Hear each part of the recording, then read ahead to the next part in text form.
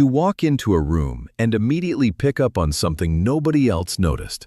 A shift in someone's tone. A tension between two people that everyone else is happily ignoring.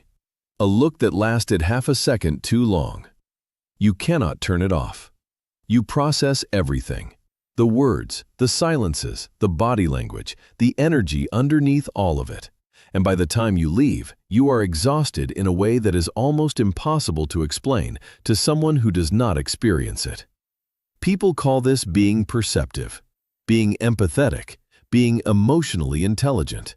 And it is all of those things. But what nobody talks about is the cost. The fact that living with this level of awareness is not a superpower you can switch on and off. It is running constantly, in the background, consuming energy whether you want it to or not. Today I want to talk about the psychology of people who are too aware. Not because awareness is a flaw, but because understanding what is happening in the brain of a hyper-aware person and why it drains them the way it does is the first step toward learning to live with it rather than being consumed by it. At the neurological level, hyper-awareness begins with the amygdala, the brain's threat detection system. In most people, the amygdala scans the environment for danger and fires when something genuinely threatening appears. In highly aware people, the threshold is significantly lower. The amygdala fires at subtlety, at implication, at the possibility of something being wrong, not just the certainty of it.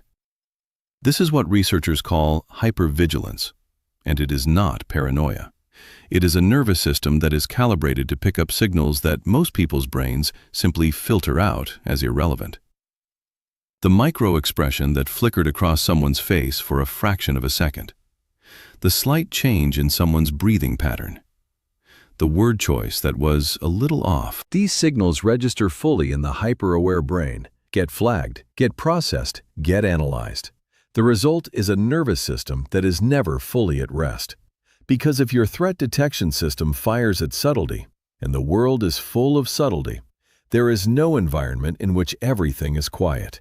There is always something to notice, always something to process, always a new piece of data that the brain insists on making sense of before it can stand down. There is a network in the brain called the default mode network. It is what activates when you are not focused on a specific task, when your mind is wandering, reflecting, making connections between things. In most people, it switches on during downtime and switches off when attention is needed elsewhere. In hyper-aware people, research shows that the default mode network tends to be chronically more active. The mind does not stop making connections, drawing conclusions, running simulations of what things mean and what might happen next. Even during what should be rest, lying in bed, watching something, sitting in silence, the analytical engine keeps running. Psychologists call this metacognition, thinking about thinking. And hyper-aware people do it constantly. They do not just experience a conversation, they analyze it. They do not just receive information, they layer it against everything else they know and feel and suspect. And while this produces genuine insight, it also produces something else, a mind that is never fully off. A person who can spend 3 hours lying awake replaying a sentence someone said, not because they are neurotic, but because their brain is doing what it was built to do, finding the meaning inside things that most people let pass without a second thought. There is another dimension to this that makes it uniquely exhausting. And it involves something called mirror neurons, the neural system that allows us to feel, to some degree, what we observe in others. When you watch someone in pain, mirror neurons activate the same regions in your brain that would activate if you were in pain yourself. This is the biological basis of empathy. In highly aware, highly sensitive people, this system is more active than average. They do not just observe other people's emotional states, they absorb them. Walk past someone who is anxious, and their own nervous system begins to hum at the same frequency. Spend an evening with someone who is deeply sad and carry that heaviness home without quite knowing where it came from. Enter a room where there has recently been conflict and feel it in the air like a physical thing. This is what researchers call empathy overload. and it is not a choice. It is not something that happens because the person is too sensitive or not strong enough. It is a nervous system doing what its architecture was built to do, just doing it more intensely, more pervasively, at a greater cost to the person carrying it. The result is that highly aware people are often exhausted not just by their own lives, but by the emotional weather of everyone around them. They take on weight that was never theirs to carry. They leave social situations not just tired from the interaction itself, but drained from processing the interior lives of everyone in the room. Here is something that most people who experience this do not connect until someone points it out. The chronic activation of a hyper-aware nervous system does not stay in the mind. It lands in the body. There is a function in the brain called interoception, the ability to sense what is happening inside your own body.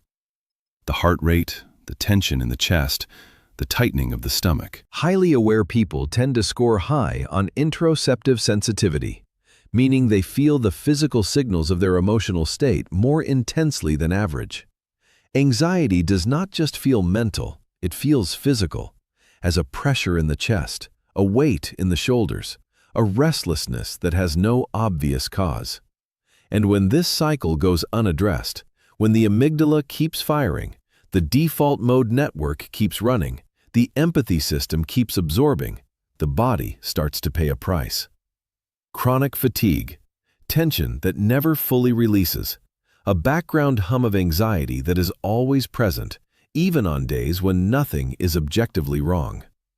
The nervous system has been running at high alert for so long that it has forgotten what baseline feels like. So what do you do if this is you? Because understanding the mechanism is one thing, living inside it every day is another. The first thing that genuinely helps is learning to distinguish between your own emotions and the ones you have absorbed from others. This sounds simple. It is not.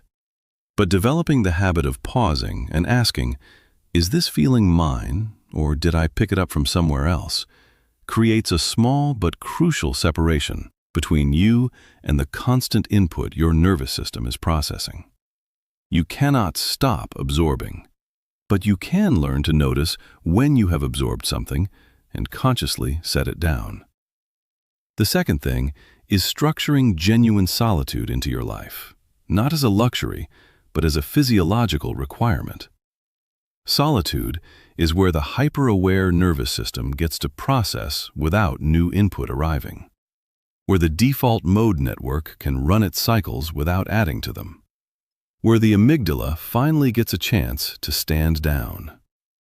This is not introversion for its own sake, it is maintenance.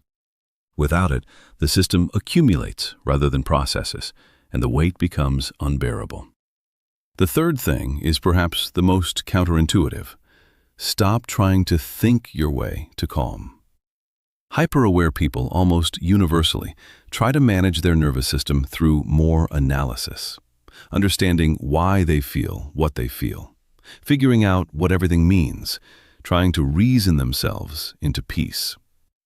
But the analytical mind is not what needs attention. It is the nervous system underneath it. And the nervous system responds not to more thinking, but to the body, to movement, to breath, to physical sensation, to anything that brings attention out of the mind and into the present moment of the body itself. Here is what I want you to take from this. Being too aware is not a flaw to fix. It is a way of being wired that comes with genuine gifts, depth of perception, richness of inner life, the capacity for connection that goes beyond the surface of things. But it also comes with a cost that most people around you will never fully understand, because they do not experience the world the way you do. The goal is not to become less aware. It is to build a life that accounts for what awareness actually costs you, and that gives your nervous system what it needs to sustain itself without burning out. You are not too sensitive. You are not too much. You are someone whose nervous system is turned up higher than most, and learning to live well with that, not despite it, but with it, is some of the most important work you will ever do. Leave a comment below. Do you recognize yourself in this? Which part resonated the most? I want to hear from you. Thank you for watching. Subscribe if this gave you something, and I will see you in the next one.